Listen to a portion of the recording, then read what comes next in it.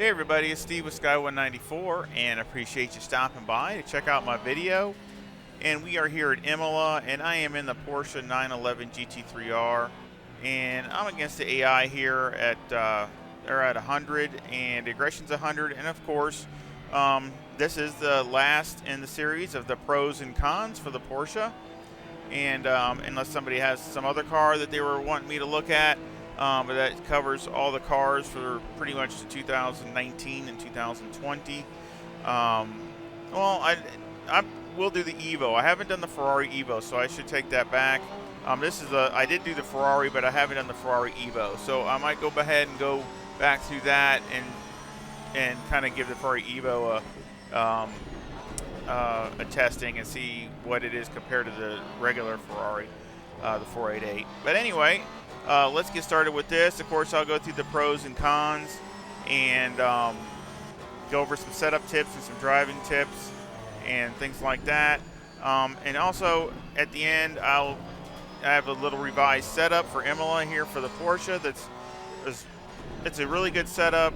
Don't really judge it by this race, just because I'm pretty tired when I was doing this race, and I just made too many mistakes and things. But the car still ran good, but it could have done a lot better. It ran in practice 42s a bunch. So it's, like I said, it's just, when you're fighting and things like that. And of course the AI's at 100 and aggression's 100. So, which, is maxed out. But anyway, I'll let you go over that setup and leave the link in the description for anybody that wants to try it. So let's start with the cons first, and the biggest one, or one of the biggest ones anyway, is the balance and the changing of the balance. And since the Porsche has the fuel tank in the front, it basically, as you burn the fuel off, it changes the balance of the car. And out of all the cars in ACC, from a full fuel load to near empty, it has the biggest difference out of any car. So I think it's 1 full point for the front aero variation. I think it's like 1 full point or more. And so that means, as you're going through especially a longer stint, the car is definitely going to change how it feels and things like that. And of course it can cause some headaches as far as setting it up and all those kinds of things. So it's again, one of those, one of the big cons. The second kind of goes with that, and that's basically the setup window. And what I mean by that is, some cars have a real wide setup window. They can not be perfect, and they still are very good at driving and very good at being, controlling and still getting, good lap times and things like that. Well, the Porsche isn't one of those. The Porsche is very finicky. It's, even when it's set up good, it's definitely, you have to drive it, and it's not the easiest car to drive in ACC by far. And basically, if every track is, you can't just take, a lot of times setups might work closely, but there's usually little differences here and there for each track, where a lot of cars here, like the Bentley or the BMW, or there's other cars that basically go from one track to the other, and the setups are very, very similar. So, but it's not like that with a Porsche.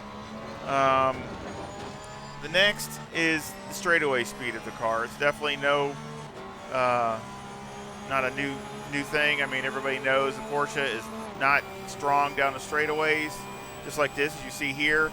I mean, I'm in the draft of the 488 and pull out, and then he's still able to keep me at bay. So it's just basically, it's it's just not its strong point. So it's a con, but it's just one of those things. Another con is fuel economy.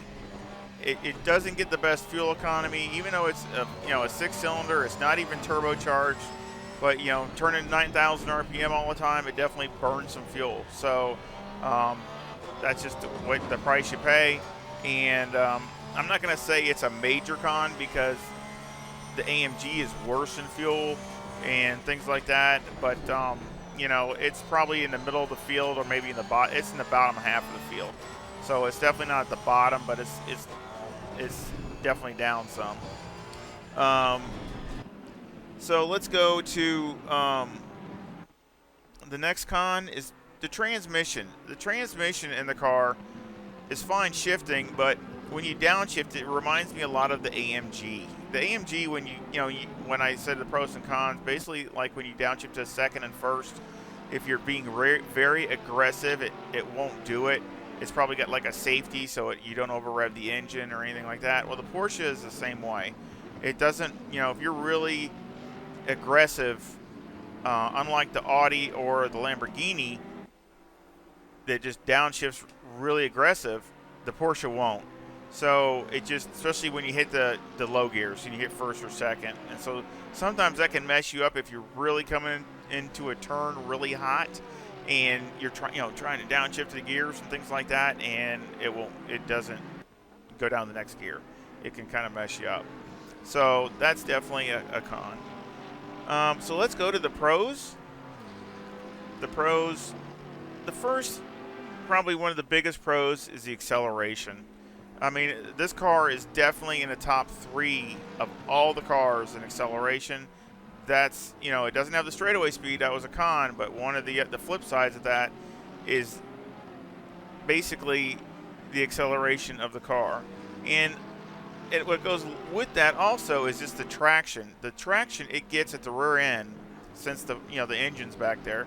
Of course, it's moved up a little bit from the older Porsche, the 18, but it's still farther back than I think any of the other cars. So I kind of took out Stoltz there. That was one of my mistakes. But anyway, it really has ultimate traction coming out of corners and acceleration. And basically, I don't think there's any other car that can keep up with it, from a dig. At least through the first few gears, because it's just the way it accelerates and takes off, and that's a huge advantage.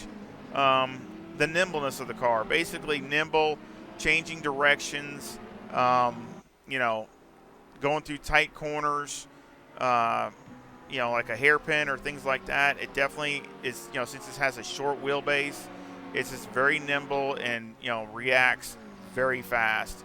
Again, one of the fastest reacting cars in ACC. The brakes got to be, again, it's definitely in the top half of the field brakes wise, maybe in the top 3, maybe even.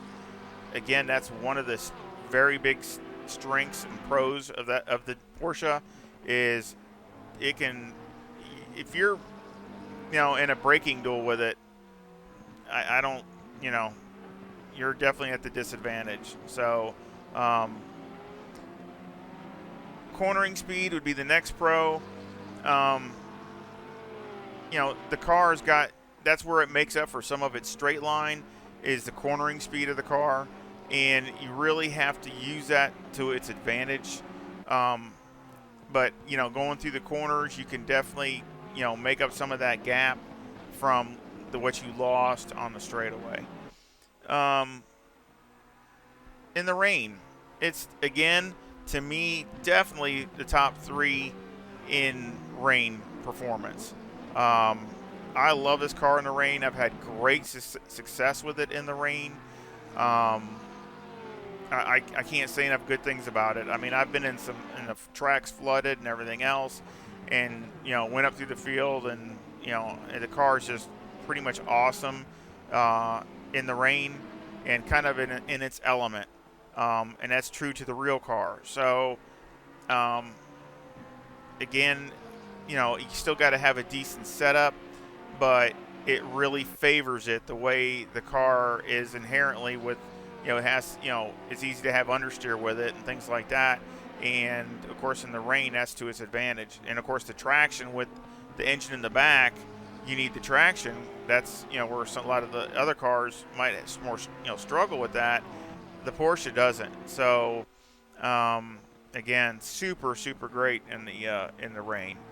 Also, what that goes along with that is the electronics. It's good electronics. as far as traction control and ABS and all those kinds of things. Of course, it's got the only map uh, where it's, everybody else's highest setting or this most performance setting is number 1, and the Porsche is number 8. It's the only car that does it that way, but that's the way it is. So, but as far as it is, I mean, I'm not saying it's a major pro, but it's definitely, it works good. It works good in the rain, dry, everything. I mean, it's definitely a good electronics. Then, of course, last, it's not a big thing, but I call it, the liveries and the sound. I mean, I know that's subjective, but I really, I love the sound of the Porsche, and and then they got some really cool liveries like this one, or the orange one like it, or the golf cars, or the, there's so many different ones that are really good looking. So if you really like having some nice liveries, it's definitely got some to choose from, which makes it really nice. So that's the pros and the cons. Now let's go to the driving and setup tips. And the first one is, you got to drive the car harder in the corners. You can't drive it like you do the AMG or the Ferrari or the Lamborghini or things like that. You have to drive it maybe at the Ferrari, because the Ferrari is a pretty, I shouldn't say maybe the Ferrari, because like I said, it's definitely a corner car also as far as corner speed. But like the BMW or the Audi or the Lamborghini or things like that, they got good corner speed, but that's not, it's a notch down from the Porsche. And again, kind of like the McLaren that I'm fighting with there, it's kind of the same thing. It's got tons of corner speed, and hurts a little bit on the straightaways. And the only way to get that out of it is to drive it that way. The brake bias. I mean, I use the brake bias as a tuning tool during the race, and I do that all the time on all these setups. So I try to start out, pretty neutral, but I'm able to basically, go to it and dial in more rear brake to get the car to rotate if the car starts to understeer a little bit, especially as the tires wear and there's no fuel in the front. So again, I try to use that to my advantage, that I can change that during the race. Of course, 3, you got to plan your passes. It's not something like the BMW or the Ferrari, where basically you can just blow right by somebody and just out horsepower them. You're just not going to do it in the Porsche. I mean, just like here, I mean, I was right up his, rear end, with the McLaren, which isn't that even strong down the straightaway. And, I pretty much went around the outside. I braked and went on the outside, but you're just not going to go blowing by somebody down the straightaway. It's just not going to happen. If you need to back off so you can get a run. I mean, that's, again, so you can have that momentum to pass somebody, which I make that mistake sometimes too. You're so close and following somebody, basically like you're connected, and you can't get a run because it's basically messing the Porsche up, because obviously with the corner speed and drive, you can't do that because you're stuck right behind them. Well, sometimes you got to, back off a little bit so you can get a run on somebody, so you can outbrake them or out drag them or do whatever you need, whatever you think you can make the pass, but you can't do that if you're stuck right behind somebody. Also, driving and setups, just practice and more practice. The more you practice with it, just like I've said with a lot of cars, you obviously will get better, but even more so I think with a Porsche, because it's a more difficult car to drive and set up. So and it just takes, I mean, I can go from one car and get in the Porsche, and it takes me a little while just to get everything working right, because it's so reactive and so, everything it does so instantly compared to driving, especially if I'm driving the Bentley or the BMW or something like that. It's just a completely different experience. And also, trying to find if you're setting it up, trying to find a balance that you like, that you're comfortable with. Find a balance but set the car up to its strengths, not to its weaknesses. I mean, you're no matter what you do, you're never going to make it a straightaway monster. So, and I'm not saying, don't get me wrong, I'm not saying, run max downforce all the time and those kinds of things. I'm not saying that. I'm just saying is find a balance that you like and that you still, the strength of the car is still its strength as far as the handling and the braking and those kinds of things, instead of pretty much taking all that out and taking the wing out and taking the um, you know any kind of cornering speed it has and trying to make it just all straightaway, because it's just not that kind. It's not that kind of car. So basically, that's what I'm saying. And I know everybody's has their own what they feel like is uh, their balance is fine, but that's okay. But again, just keep it so the car still has the cornering and braking and those kinds of things, and you'll do a lot better with the car in the race. And also, as you like I said, you get used to that, you'll get stronger and stronger. So I sure hope you enjoyed that, and I hope it helps. And that was the last lap there. And of course, I started out sixth and moved myself up and won the race, even though I made plenty of mistakes. My best lap was a 1:43.36, which is really not that great. But again, don't judge it by this race, because I ran a lot of 42s. It's got a bunch of 42s. It's just basically in this race making mistakes and getting tired, and of course in battling with other cars, trying to get around them and things like that. It just, I wasn't able to do it. Let's go over the setup.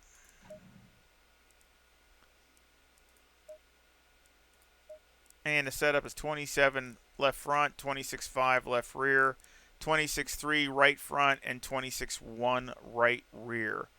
The toe is negative 0.1 on the front, with the camber at negative 3.8 and the caster at 11. And on the rear, the toe is 0.1 with the camber at negative 3. Electronics are 3, 5, and 3. Fuel, I had 60 liters in it. Those with the tires, and as you can see, there's no graining, no nothing on it. So no graining, even though I slid the car and things like that. There's no graining, no blistering, no nothing. So and then I had 60 liters, which was probably double what I needed, but I like to have some fuel in it just to see what it does with the fuel load. And I was doing it with more than that when I was setting it up. I was more like 67 or 68 liters. Mechanical, I had 4 on the anti-roll bar. I started out with 56 on the brake bias. I kind of liked it at 55, but 56 is a little safer, and the rear end isn't as happy, so I'll keep it at 56. Steering all the way down. The springs in the front were 127,000 with a bump stop rate of 900 and a bump stop range of 10. And on the rear, the springs are 174,500 with a bump stop rate of 600 and a bump stop range of 33. Anti-roll bar is 2, and the preload on the diff is 40. The shocks on the front are 6, 5, 11, 10, and on the rear they're 7, 6, 11, 12. Aero, I have 57 in the front, 72 in the rear, and a 2 splitter in the front, a 6 rear wing, and a 4 and a 3 and a brake ducts. One thing I liked it, like I talked about balance with the pros and cons, I really think this has a good balance. It's got great in the braking zones and in the corners, and down the straightaway, yeah, it doesn't have the speed that some of the other cars have, but also if you're behind, in this race, and I did some other testing with it too, in this, basically if you're behind somebody going down that front straightaway and stuff, you're gonna draft and pull up to them. So they're not gonna just pull away from you even though you're behind them. Now you might not be able to go around them, like you saw in the video. I couldn't get around a few people, even drafting. But at least you're gonna, if they have a little gap, you're gonna draft up to them to help you gain some time. So to me that's perfect. So and of course I will put a link in the description. And of course, I had the other setup there, and it was definitely a lot different than that one. So I will make this one a setup. Let's see.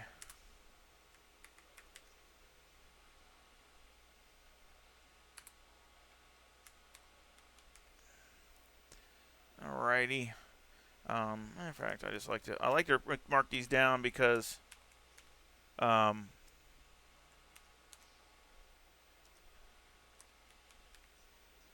as much detail as I can, because I know there's another Porsche that's a GT4 car, even though it's the Cayman, but still, I mean, that's um, still. I like to do that so that nobody gets confused of what car it's for. So again, I'll put this link in the description, and for anybody that wants to try it, and I promise, I mean, I did a lot of miles on it and worked on it for a pretty good amount of time, and that's why I'm so tired. But it's a decent race setup, and it has some good performance for the Porsche, which really isn't strong here at Imola, but it you know it's a decent pace that it has here. Um, Again, and I didn't really talk about some of the other tracks, but really the Porsche is going to be good at just about any place. There might be a few little quirks here and there, but the Porsche is, if it's set up right. I'm not saying it's going to be a dominant car. Seems like with the BOP, it does seem is not as strong as it used to be compared to some of the other cars, like the Aston Martin and the Bentley and things like that. But it's going to be able to compete. So it's just is again having the setup right and you practicing with it so you can be efficient with it and really get the most out of it. But I'm really offhand. I can't think of any place. Maybe Paul Ricard. I mean, I've always struggled there pretty much at Paul Ricard just because so again, you got this huge long straightaways, and the car is down good few miles an hour there compared to most anything else. So you're totally dependent on drafting. Monza is a little bit of a weak point, but you can make up for it in some of the other corners. But it's maybe a teeny bit down there. But again, um, most of these other tracks, I think it's going to compete. It's just a matter of the driver and having a good setup together. So I sure hope you give me a thumbs up, and I sure hope you found this video uh, interesting and also helps y'all a little bit to understand the Porsche. And I hope you enjoy it. It's a great car. I really enjoy it. I mean, I've got tons of hours, and I still enjoy every lap. So, and I still keep trying to always work to make it better and work better, and just always try to improve. And I hope I pass that down to you guys, so everybody out there, so you all can enjoy it too. And I hope you come back and visit soon, and subscribe if you haven't subscribed. And y'all take care. See ya.